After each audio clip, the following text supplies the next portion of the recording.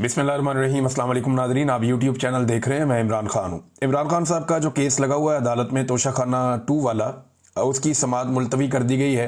समाअत हुई नहीं, जज पहुँचे ही नहीं अडयाला जेल में समाअत के लिए, और ना बाकी लोगों को आने दिया गया। उसकी वजह यह है कि इमरान खान साहब जेल में अब स्टेटमेंट देते हैं, और वो स्टेटमेंट तकलीफ देता है पाकिस्तान की मिलिट्री एस्टेब्लिशमेंट, खसूसन फील्ड मार्शल को, क्योंकि इमरान खान साहब फील्ड मार्शल को लगातार मुखातिब करते हैं और उन्होंने अपनी कश्तियाँ जला दी हैं। इमरान खान साहब अब असाब की एक लंबी लड़ाई में है, और मैंने आपको पहले भी कहा कि वो टेस्ट मैच खेल रहे हैं मौजूदा एस्टेब्लिशमेंट के साथ।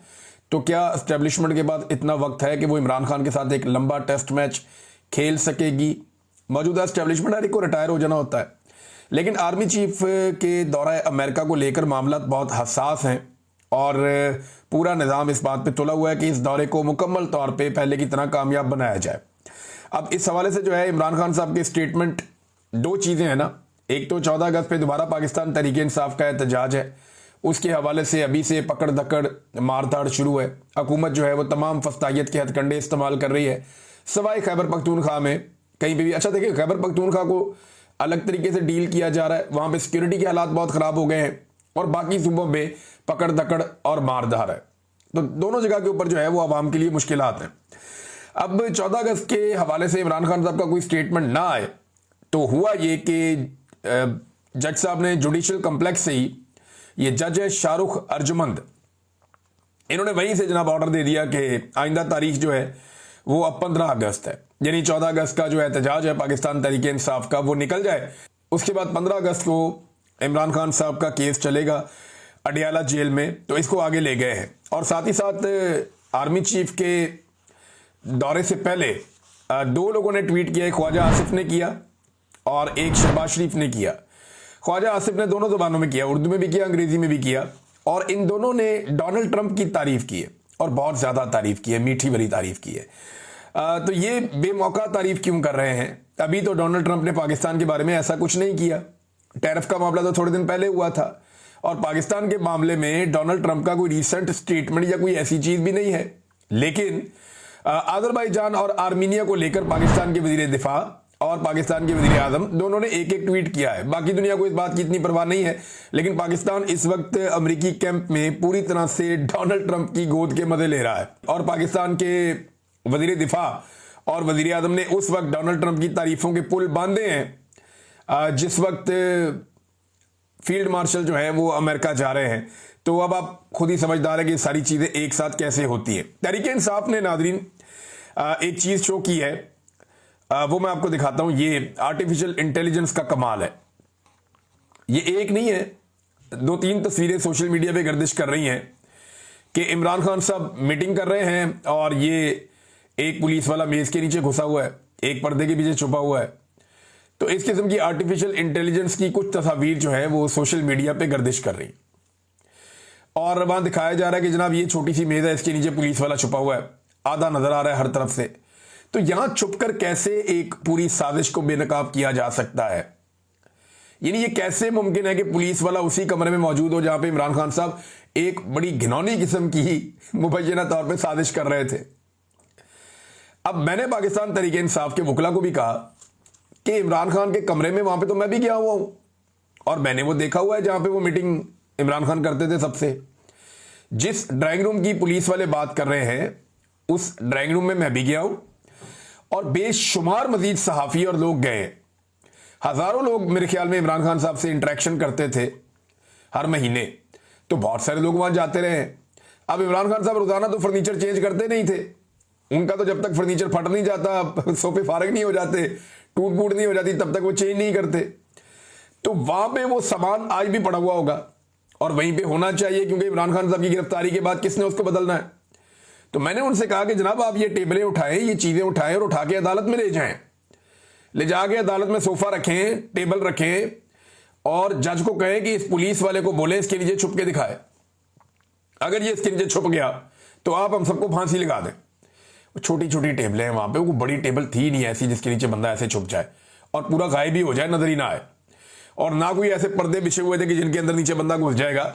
ये कोई शादी वाला वो माहौल तो नहीं बना हुआ था कि बड़े से हाल के अंदर बहुत बड़ी बड़ी गोल टेबलें होती हैं जिनके ऊपर पूरे पूरे पर्दे लटक रहे होते हैं, जिनके नीचे अंदर बंदा घुस जाए तो बंदा बाद में नजर नहीं आता है। कोई डाइनिंग टेबल जैसी सूरत हाल हो कि बहुत बड़ी कोई डाइनिंग टेबल है जिसके नीचे बंदा घुस जाए तो वो अंदर नजर नहीं आता, किसी के पैरों पे भी टच नहीं होता। बड़ी अजीबोगरीब किस्म की ये कहानी सुनाई गई है और अदालत ने इस कहानी पे यकीन करते हुए फैसला भी दे दिया। अब आर्टिफिशियल इंटेलिजेंस के जरिए से जो काम पाकिस्तान तहरीक इंसाफ कर रही है, ये काम पाकिस्तान तहरीक इंसाफ प्रैक्टिकली कर सकती थी। अभी भी उठाएं टेबल सामने रख के अलीमा खान प्रेस कॉन्फ्रेंस करें कि ये वो टेबल है जिसके नीचे पुलिस वाला छिपा हुआ था। अब बताएं, पुलिस वाला इसके नीचे छुप के दिखाए ना कि इसके नीचे बंदा कैसे छुप सकता है। बहरहाल एक और नाज़रीन खबर है और ये बड़ी इंटरेस्टिंग है। अब भारतीय डिफेंस की जानिब से भी एक दावा सामने आया और ये भारतीय एयर चीफ है। भारतीय एयर चीफ ने बहुत अजीबोगरीब दावा कर दिया है और ये मजायका खेज दावा है। इनका नाम है जी अमरप्रीत सिंह। अमरप्रीत सिंह जो है वो भारतीय एयर चीफ है और इनके दौर में भारत के तैयारे पाकिस्तान ने गिराए, तबाही फेर दी इंडियन एयरफोर्स की और इंडियन तैयारे जो है वो एक एक करके गिरे। राफेल तैयारे की तबाही करवा के वहाँ फ्रांस की मार्केट भी डाउन कर दी और चाइना का बहुत फ़ायदा हो गया इसमें। तो जनाब अब वो ये कह रहे हैं कि जी हमने भी पाकिस्तान के 6 तैयारे तबाह किए थे। इतने महीने गुजर गए, मई के महीने में लड़ाई हुई थी, जून जुलाई, अब ये अगस्त चल रहा है। 3 महीने के बाद इंडियन एयर चीफ आता है और वो आकर कहता है जी हमने भी इंडिया पाकिस्तान के तैयारे तबाह किए थे। तो दुनिया पागल है कि मान लेगी ये बात? भाई जब तबाह किए थे तब बताना चाहिए था। कहते जी हमारे पास सबूत है, हमने पाकिस्तानी तैयारे तबाह किए थे, कुछ हमने हवा में तबाह कर दिए थे, कुछ खड़े हुए भी हमने तबाह कर दिए थे, और एक पाकिस्तान का कोई बड़ा सर्वेलेंस वाला तैयारा है वो भी हमने तबाह कर दिया था। हाँ, ये पाकिस्तान के साथ हुआ था कराची मेहरान एयरबेस पे, जब हमारा एक बड़ा तैयारा तबाह किया गया था जो बहुत कीमती था। वो उस वक्त एक हुआ था हमारे साथ वाकया, लेकिन ये बिल्कुल झूठ है, इसका कोई सबूत इनके पास नहीं है। और पाकिस्तान का जो एक्शन था जिसमें इंडियन तैयारे गिरे हैं, वो पूरी दुनिया के अंदर सब लोग मानते हैं। अमेरिकी सदर कहता है बार बार इनके तैयारे गिर गए, उनको शर्मिंदा करते हैं, उनकी अपनी पार्लियामेंट के अंदर सब कहते हैं। तो इंडिया बहुत बुरी तरह एक्सपोज हुआ। वो अपने लोगों को खुश करने के लिए एक प्रोपेगेंडा चला रहे हैं क्योंकि हमारी आवाज इंडिया तक पहुंचती नहीं है। इन्होंने हमारे सारे चैनल्स इंडिया में ब्लॉक कर दिए। इंडिया में क्या, इधर हमारे पाकिस्तानी एस्टेब्लिशमेंट ने पाकिस्तान में भी ब्लॉक कर दिए। ये हालात पैदा कर दिए गए। अच्छा, जो इंडियन क्लेम है उसके बाद किसी किस्म का दुनिया से कोई भी किसी किस्म का रद्द-ए-अमल भी नहीं आया, क्योंकि लोगों को इस बात का आइडिया है कि ये आदमी ने बंगी मारी है और अपने लोगों के बीच में बैठ के एक बड़क मारी है, इसकी कोई हैसियत है नहीं। हकीकत से इसका दूर दूर तक कोई ताल्लुक नहीं है। नाज़रीन, पाकिस्तान में एक और हाज़र सर्विस मेजर जनरल नूर वली को वजारत दाखिला में अहम ओहदे पर तैनात कर दिया गया है और बहुत सारे लोग कह रहे हैं कि इसके पीछे फील्ड मार्शल साहब का दिमाग है और उन्होंने इस तैनाती के लिए कोशिश की है और एक हाज़र सर्विस मेजर जनरल नूर वली को तैनात कर दिया गया वजारत दाखिला के अंदर। यानी नादरा का कंट्रोल पहले ही पाकिस्तानी फौज के पास है, एक सर्विंग जनरल उसको हेड करते रहे, उनके पास वो कंट्रोल है सारा डाटा का पाकिस्तानियों का। और अब जो है वो ये जो है वजारत दाखिला में एक और इंपॉर्टेंट जगह पे एक और मेजर जनरल आकर बैठ गए। ये क्यों हो रहा है? यानी ये तो सिविलियंस के इदारे हैं, इनको तो सिविलियंस ने कंट्रोल करना है और उन सिविलियंस ने कंट्रोल करना है जिन्होंने बाकी इदारों पे भी नजर रखनी है। तो इस मुल्क में तो एस्टेब्लिशमेंट का एहतसाब का सिलसिला ही खत्म हो जाएगा जब सारा का सारा कंट्रोल ही एस्टेब्लिशमेंट के बाद चला जाएगा। तो आहिस्ता आहिस्ता हो यह रहा है कि तमाम इदारों में अपने बंदे बिठाने के बाद पाकिस्तान की मिलिट्री एस्टेब्लिशमेंट आहिस्ता आहिस्ता पाकिस्तान के हर इदारे को अपने कंट्रोल में ले रही है। उन्हें ऐसा लगता है कि जितना अच्छा उनका कंट्रोल होगा पाकिस्तान के तमाम इदारों पे, उतने बेहतर अंदाज में वो अपनी मर्जी के फैसले कौम के ऊपर मुसल्लत कर सकेंगे। लिहाजा ये सारा कुछ हो रहा है, हम होता हुआ देख रहे हैं, साथ साथ रिपोर्ट कर रहे हैं, लेकिन ये सिलसिला कब तक चलेगा ये कोई कुछ नहीं कह सकता। एक दिन आएगा जब ये काया पलटेगी और हालात बेहतरी की तरफ जाएंगे। नाज़रीन, इंटरनेशनल ह्यूमन राइट्स फाउंडेशन ने भी पाकिस्तान के बारे में बड़ी तशवीशनाक एक ट्वीट की है और उन्होंने बताया कि 2 साल से इमरान खान साहब की कैद के हवाले से जो तहफ़्फ़ुज़ात हैं वो बताया कि जिस किस्म की डिटेंशन में इमरान खान साहब को रखा गया है और 5 अगस्त 2023 में वो गिरफ्तार हुए थे, अब 2 साल मुकम्मल हो गए हैं, और जिस किस्म का इमरान खान साहब को फेयर ट्रायल का हक नहीं दिया गया, उनके फैमिली मेंबर्स को नहीं मिलने दिया जाता, उनके वकला को नहीं मिलने दिया जाता, ये सारी चीज़ें इस पोस्ट के अंदर लिखी हैं इंटरनेशनल ह्यूमन राइट्स फाउंडेशन ने। तो आलमी सतह पर आवाज़ें उठाई जा रही हैं। ये भी लिखा गया कि जैसे एक हफ्ते के अंदर पाकिस्तानियों की एक बड़ी तादाद को, 100 से ज़ायद लोगों को 9 मई के मुकदमात में सजाएं सुनाई गई और वहां पे फेयर ट्रायल का हक नहीं दिया गया, और साथ ही साथ 85 जो सिविलियंस हैं उन्हें मिलिट्री अदालतों से सजाएं दी गई हैं। तो मुतालबा किया गया कि यह सिलसिला बंद किया जाए, ये सिलसिला ख़त्म किया जाए। स्पेशली पाकिस्तान तहरीक इंसाफ का नाम लेकर जिस किस्म के बैंड्स लगाए जा रहे हैं, पाकिस्तान में तहरीक इंसाफ पर उनकी आवाज़ को दबाया जा रहा है, फ्रीडम ऑफ स्पीच पाकिस्तान में नहीं है। साथ ही साथ जो लोग एहतजाज करना चाहते हैं उन्हें गिरफ्तार किया जाता है, जो कुछ 5 अगस्त को हुआ और जो लगातार होता चला जा रहा है। इस सब के खिलाफ जो है वो ना सिर्फ मजम्मत की गई बल्कि आवाज़ उठाई गई, और पाकिस्तान की जो रियासत है उसे कहा गया कि इस किस्म की चीज़ें बंद करें, ये इंटरनेशनली आप वायलेशन कर रहे हैं ह्यूमन राइट्स की, जो इंटरनेशनल लेवल के ऊपर एक सेट पैटर्न है पाकिस्तान उससे बार बार बाहर निकल जाता है। अब नाज़रीन, बलूचिस्तान की सूरत हाल क्या पाकिस्तान के हाथ से बाहर निकल रही है? एक्चुअली तो बलूचिस्तान पाकिस्तान है ना, एक सूबा पाकिस्तान का, लेकिन बलूचिस्तान के हालात लगातार बिगड़ते जा रहे हैं। पाकिस्तान का जो वजीर दाखिला है या पाकिस्तान की जो एस्टेब्लिशमेंट है वो एक डिनाइल की सिचुएशन में, जिस वक्त बार बार सियासतदान भी कहते थे, हम भी कहते थे, बलूचिस्तान में जो हमारे दोस्त हैं वो ये बताते थे कि बलूचिस्तान हाथ से निकल रहा है, बलूचिस्तान के हालात खराब हो रहे हैं, वहां पे एक नफरत बढ़ती चली जा रही है।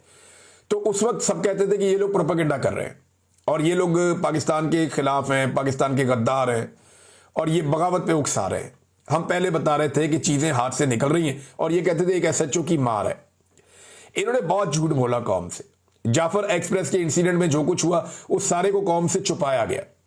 बहुत सारी चीज़ें जो कौम को पता होनी चाहिए थी वो कौम को नहीं बताई गई और बलूचिस्तान आहिस्ता आहिस्ता आहिस्ता एक नो गो एरिया में कन्वर्ट हो गया।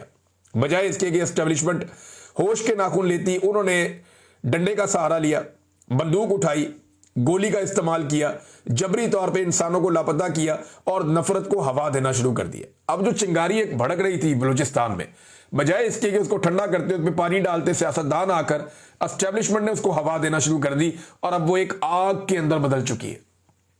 बलूचिस्तान की सूरत हाल क्या है इस वक्त जो लेटेस्ट है, उस हवाले से कुछ चीज़ें मैं आपको बताता हूं कि सिक्योरिटी की बिगड़ती सूरत हाल का अंदाजा आप इस खबर से लगा सकते हैं कि पंजाब से एक शख्स को कहा गया कि ऑफिसर है, सीनियर ऑफिसर हैं, कि आपको हम आईजी बलूचिस्तान की पोस्ट दे रहे हैं, आप बलूचिस्तान चले जाएं।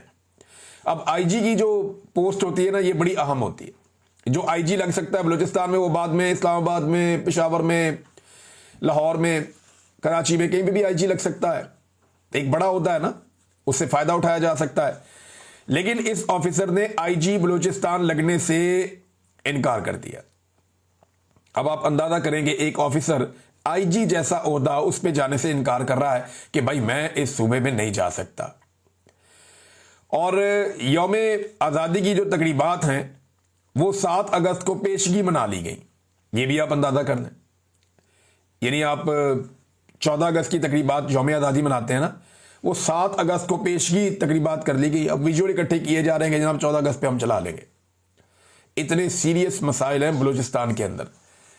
और अब हालात यहां तक पहुंच गए हैं कि इंटरनेट बंद है बलूचिस्तान में, मोबाइल इंटरनेट मुकम्मल तौर पे बंद किया हुआ है और सिर्फ सिक्योरिटी वजूहात की बिना पर। और रात के वक्त जी पब्लिक ट्रांसपोर्ट बंद कर देते हैं पूरे बलूचिस्तान में। मगरिब के बाद कोई गाड़ी नहीं छोड़ते, कहीं किसी को नहीं जाने देते।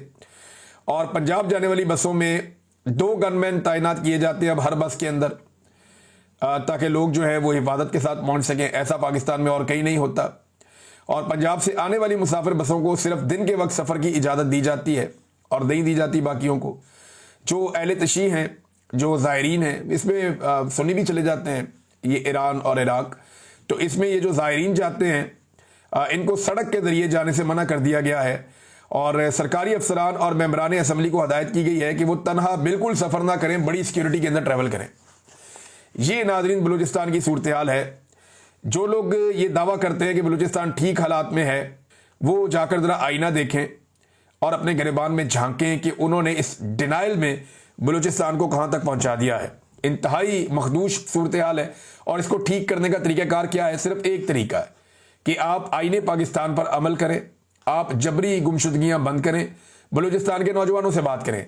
समीदीन बलोच साहिबा पहुँची हैं, अब लगभग 25 दिन से ज़्यादा हो गए हैं बलूचिस्तान में जबरी गुमशुदगियों के खिलाफ और ख़वातीन की गैर कानूनी गिरफ्तारियों के खिलाफ एक एहतजाज चल रहा है इस्लामाबाद में। लोग रोजाना आकर बैठ जाते हैं धरना देने के लिए, एहतजाज करते हैं, कभी सड़क पे कभी कहीं, जहां उन्हें जगह मिलती है वो बलोच खवातीन है वो आकर बैठती हैं, वो एहतजाज करती हैं। अब सिमीदीन बलोच साहबा ने वहां पे एक स्टेटमेंट दिया, उन्होंने कहा जी अगर हम रियासत को तस्लीम ना करते तो यहां पुरअमन सड़कों पर नहीं बैठते। अब ये कितनी क्लैरिटी के साथ वो ये कह रही है। पाकिस्तान की पूरी रियासत इन्हें दहशतगर्द साबित करने में तुली हुई है। जो लोग एहतजाज कर रहे हैं कि ये रियासत को नहीं मानते, ये तो दहशतगर्द है, वो अपने मुंह से कह रही है वहां बैठ के अगर हम रियासत को तस्लीम ना करते तो यहां पुरअमन सड़कों पर नहीं बैठते। आज हमारे हाथ में भी बंदूक होती, बंदूक उठाना आसान ऑप्शन होता। इस तरह इस्लामाबाद की सड़कों पर बैठकर आइन और कानून की बात करना जुर्रत और जमीर की बात है। अगर आज हम पुरअमन एहतजाज कर रहे हैं तो रियासत को चाहिए कि हमारे इस एहतजाज को सुने। अगर इस तरह हमें दहशतगर्द बनाया गया तो फिर जो पुरअमन सियासी जद्दोजहद पर यकीन रखते हैं उनका भी एतबार उठ जाएगा। अब ये बड़ी अक्ल वाली बात है, एक खातून है वो कर रही हैं, रियासत को वक्त से पहले समझा रही हैं कि जो लोग अभी भी रियासत पे भरोसा करना चाहते हैं, जो लोग अभी भी चाहते हैं कि कोई हथियार ना उठाए, पुरअमन तरीके से बलूचिस्तान का मसला हल हो, वो सड़कों पर आकर बैठे हैं बजाय उनकी बात सुनने के। आप उनके ऊपर जुल्म और सितम कर रहे हैं। आप क्यों सबको दीवार से लगाकर ये चाहते हैं कि पूरा का पूरा बलूचिस्तान ये हथियार उठा ले? ये रियासत की गलत पॉलिसी है। इसको नवाज शरीफ ने माजी में कंडेम किया था, आजकल नवाज शरीफ खामोश है। इसको इमरान खान साहब ने कंडेम किया था, आजकल वो जेल में है। और हर दौर में ये जुल्म होता रहा है बलूचिस्तान के लोगों के साथ, कबायली इलाकों के लोगों के साथ। अब ये सिलसिला रुकना चाहिए क्योंकि अब काफी ताखीर होती चली जा रही है और हालात एक के बाद एक मजीद खराब होते चले जा रहे हैं गुजरते वक्त के साथ। नाज़रीन, मेरे पास से दो खबरें और हैं। एक तो ये है कि गर्मी की वजह से जो पंजाब के स्कूल हैं वहां पे ये कह दिया गया है कि 1 सितंबर को स्कूल खुलेंगे, यानी बच्चों का 15 दिन का मजीद नुकसान हो जाएगा। अब मौसम तो तब्दील हो रहा है, बजाय इसके कि बच्चों को सहूलतें दी जाएं, स्कूलों को अपग्रेड किया जाए, सूरत को बेहतर किया जाए, ये जो लंबी छुट्टियां हैं ये बच्चों के सिलेबस का नुकसान करेंगी। ये भी एक रियलिटी है, टीचर्स ने मुझे बताया कि ये इससे नुकसान होगा। अब देखें आगे स्मोक आ जाएगी, स्मोक के दिनों में दोबारा स्कूल बंद कर दिए जाते हैं। उसकी वजह यह कि एक नया फिनोमिना है ना, तो अगर गर्मियों की छुट्टियां 3 महीने तक लंबी भी हो जाती थी तो फिर जो सर्दियों में ये कसर पूरी हो जाती थी। लेकिन अब सर्दियों में स्मोक की वजह से स्कूल बंद किए जाते हैं और बच्चे स्कूल नहीं जा पाते। ये एक नई चीज़ है। तो क्लाइमेट चेंज ने जो पाकिस्तान के अंदर इन्वायरमेंट की तबाही हुई है गुज़िश्ता चंद दहाइयों में, जिस पे हमने बिल्कुल तवज्जो नहीं दी, उसने बच्चों की तालीम और आने वाले जो नस्ल है उसकी ट्रेनिंग पे बड़े खौफनाक असरात डाले हैं। और ये चीज़ें हमें फेस करनी पड़ेंगी। पाकिस्तान को बेहतर प्लानिंग की ज़रूरत है, लेकिन मौजूदा रजीम जो है इसके पास तो हर चीज़ का एक ही हल है, बंद कर दो। कोई मसला हो रहा है इंटरनेट बंद कर दो, कोई और बात हो रही है मोबाइल फ़ोन बंद कर दो, कोई वाकया होने वाला जी डबल सवारी बंद कर दो, कोई और चीज़ हो रही है जी दहशतगर्दी का खतरा है जनाब डबल सवारी बंद कर दो, स्कूल बंद कर दो, सड़कें बंद कर दो, यानी लीडर भी बंद कर दो। इनके पास हर चीज़ का एक ही हल है कि बंद कर दो। किसी चीज़ को दुरुस्त करने की कैपेसिटी है नहीं और बंद करने के अलावा इनको कुछ और आता नहीं है। नाज़रीन, पाकिस्तान में शुगर मिलों को नवाजने के लिए जो है वो एक लंबा सिलसिला चल रहा है। अब ये एक और काम डाल दिया गया है। ये दो चीज़ें हुई हैं। एक तो चीनी के अंदर ये बेशुमार पैसा कमाते हैं। जब ये खरीदारी करते हैं गन्ने की तो ये इस तरीके से खरीदारी करते हैं कि किसानों को इंतज़ार कराते हैं, उन्हें किराया पड़ता रहता है ट्रॉलियों का, गन्ना खुश्क होता रहता है और ये बाद में उसका वज़न कम करके फिर खरीदते हैं। एक तो वज़न के अंदर 2 नंबरी करते हैं, दूसरा वज़न में 2-3 किस्म की 2 नंबरियाँ हैं जो ये लोग करते हैं, और दूसरा ये कीमत अदा नहीं करते किसान को पूरी, बहुत सस्ता गन्ना खरीदते हैं। फिर चीनी की कीमत कभी स्टॉक करके, कभी सट्टा खेल के, कभी हुकूमत के साथ मिलकर, कभी एक्सपोर्ट करके, कभी इंपोर्ट करके उसके अंदर भी ये दिहाड़ियाँ लगाते हैं। और आखिरी चीज़ जो अब एक और इनको मिलती है, ये फोक एक गन्ने से पैदा होता है, हम इसे फोक कहते हैं, बिगास भी कहते हैं इसे। इससे बिजली बनती है, ये कोयले की तरह जलता है। और अब किया ये गया है हुकूमत की जानिब से कि ये इसकी कीमत पहले आधी होती थी, अब डबल कर दी गई है। इसकी कीमत को भी कोयले की कीमत के बराबर कर दिया गया है ताकि इस हिसाब से मुनाफा और फायदा दिया जाए इन शुगर मिलों को। यानी कैपेसिटी पेमेंट शुगर मिलों को भी अदा की जा रही है जो बिजली वो पैदा करती हैं या कर सकती हैं। जो दस्तावेजात आई हैं उनके मुताबिक, ये एग्जैक्ट प्रेस की न्यूज़ है, वो ये कहते हैं कि दस्तावेजात में इंकशाफ हुआ है कि गन्ने के फोक से बिजली बनाने वाली 8 शुगर मिल्स को हुकूमत की जानिब से कैपेसिटी पेमेंट अदा कर दी गई है। और इसमें जनाब गुज़िश्ता माली साल में 8 शुगर मिल्स को 3 अरब 42 करोड़ रुपए अदा किए गए। अलमुइज इंडस्ट्री को पैसा दिया गया नाजरीन। इसके अलावा जहांगीर तरीन की मिलों को पैसा दिया गया, हमजा शुगर मिल को जनाब पैसा दिया गया, और दीगर बहुत सारी रहीम यार खान शुगर मिल है उसको भी दिया गया पैसा, और कई और मिले इनको पैसा दिया गया है। तो आप अंदाजा करें कि पाकिस्तानियों को कैसे कैसे ये माफिया चूना लगाते हैं। अब तक के लिए इतनी, अपना ख्याल रखिएगा, अपने इस चैनल का भी। अल्लाह हाफिज।